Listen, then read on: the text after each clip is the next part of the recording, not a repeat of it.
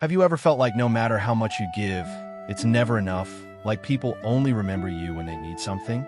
This isn't just a story, it's a warning. And if you've ever stayed silent while carrying someone else's weight, you might see yourself in it. In a small, forgotten village surrounded by dry fields and broken fences, there is a thin, gray donkey named Kalu who belonged to a man everyone called Hamid uncle. And every morning before sunrise, while the sky was still bruised purple, Kalu would be loaded with sacks of wheat so heavy that his legs trembled. Yet he never made a sound because he had been trained to believe that obedience meant love. The villagers would laugh and say, "Look at that useless animal, good for nothing except carrying weight." And each time Kalu heard those words, something inside him broke a little more.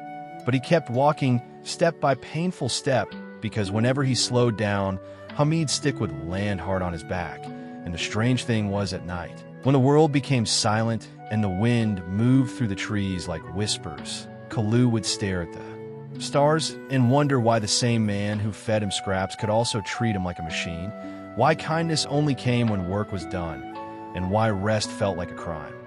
One evening, after carrying bricks from the kiln the entire day, without water, Kalu collapsed near the old well at the edge of the village. And instead of concern, Hamid muttered, "Useless creature, even tools last longer," and left him there in the dark. And that was the first night Kalu felt something new. Not pain, not exhaustion, but a terrifying realization that he was never seen as a living being, only as a tool. And as the cold wind brushed against his wounds and the distant sound of dogs echoed through the empty streets, Kalu began to understand something most humans realize too late. The more silently you endure exploitation, the more normal it becomes for others to break you. And as he tried to, the footsteps stopped just a few feet behind him. And Kalu didn't turn around at first because deep inside he already knew something was wrong. Hamid's walk was careless and loud, but these steps were slow, almost patient, like someone enjoying his fear. When Kalu finally forced himself to look back, he saw a tall shadow stretching unnaturally across the ground, though there was no one standing close enough to cast it. And the air around the old well felt colder than the rest of the village, heavy and suffocating, as if the night itself was watching. Suddenly, a voice whispered from nowhere and everywhere at once, "You carry their weight, but who carries yours?" And Kalu's heart pounded so violently he thought it might burst, because animals don't imagine things, they sense them. And this felt real, more real than the stick that bruised his back every day. The shadow slowly moved along the ground toward him, not attached to any body, crawling like thick black smoke. And as it reached his hooves, Kalu tried to run, but his legs gave out beneath him. And in that moment the voice spoke again, softer now, almost sympathetic. "You are not tired because of work. You are tired because you are used." And images flooded his mind. Every insult, every lash, every time he had been denied water, every laugh from villagers who saw him as nothing but a beast of burden.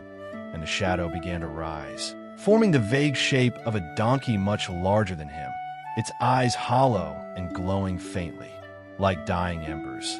It leaned close and whispered, "I was like you once." And Kalu realized with horror that this was not just a spirit, but something born from years of silent suffering, from creatures who carried too much until they disappeared. And as the shadow circled him, the well behind him suddenly echoed with distant braying.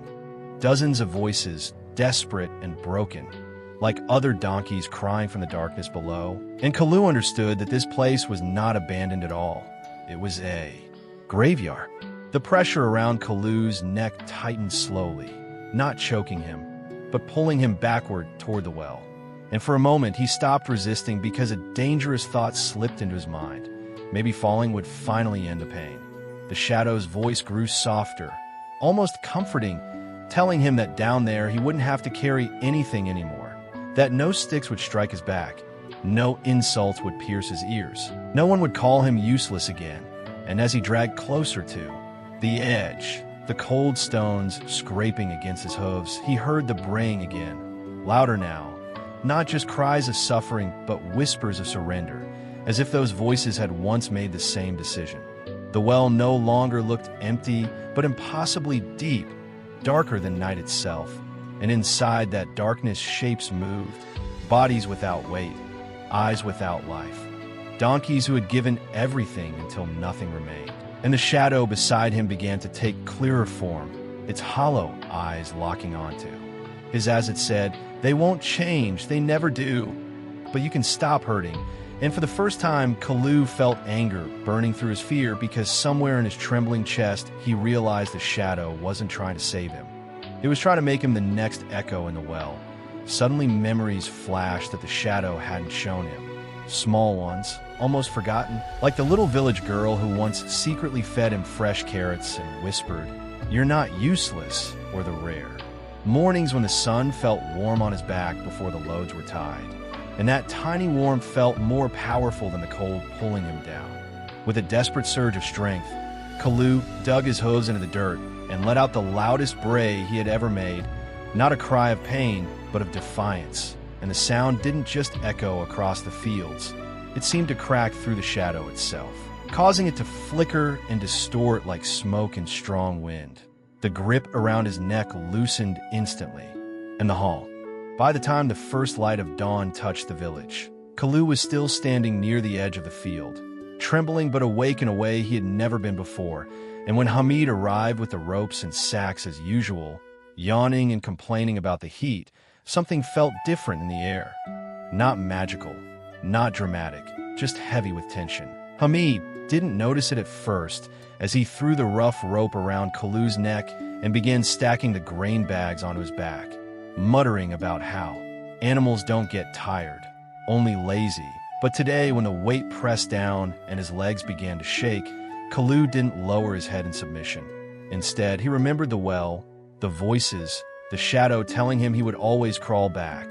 And a strange calm replaced his fear because he realized the spirit had been right about one thing. This moment would decide everything. Hamid struck him with a stick when he didn't move immediately, the crack echoing through the quiet morning, and the villagers nearby barely glanced over because they had seen this scene too many times to care. But Kalu didn't step forward, not this time, and the second strike landed harder, cutting into his skin. Yet instead of moving, he slowly lifted his head and looked directly at Hamid, not like an animal, but like a living being refusing to disappear. Something about that gaze unsettled Hamid, and he pulled the rope tighter, shouting. But Kalu suddenly shifted his weight and with one powerful motion, shrugged his body sideways, causing the heavy sacks to slide off and burst open into the dust, grain scattering everywhere like spilled secrets. The villagers gasped, not because a donkey had stumbled, but because they had never seen one resist. Hamid raised the stick again, furious, but before it could land, Kalu let out another bray, louder than before, raw and shaking the still air. And this time it didn't sound like fear or pain. It sounded like warning. The sound carried across the village. And for a long moment, no one moved. Not Hamid, not the villagers, not even the other animals tied nearby. Because what they were witnessing wasn't just a stubborn donkey. It was the collapse of a habit they had all silently accepted. The spilled grain lay scattered in the dust like evidence of years of quiet abuse. And Hamid's hand trembled slightly as he held the stick, unsure whether to strike again or step back. Because something in Kalu's posture had changed forever. He wasn't wild, he wasn't attacking. He was simply refusing. And that calm refusal felt more dangerous than anger. Whispers began to rise among the villagers, some mocking, some uncomfortable, because deep down they understood that if a creature they called useless could finally resist, then maybe the problem was never the creature at all. Hamid tried to pull the rope once more, but Kalu planted his hooves into the ground, steady and unshaken.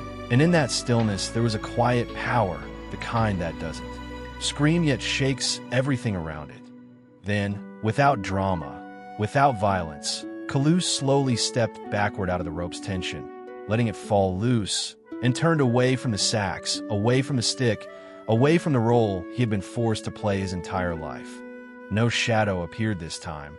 No voice whispered from the well, because the real haunting had already been revealed, the fear of losing control over someone you've exploited. As Kalu walked down the narrow dirt path toward the open fields beyond the village, no one stopped him, Not because they couldn't, but because something invisible held them back, the unsettling awareness that they had mistaken endurance for weakness. The little girl who once fed him carrots watched silently from her doorway, and for the first time, she smiled without pity.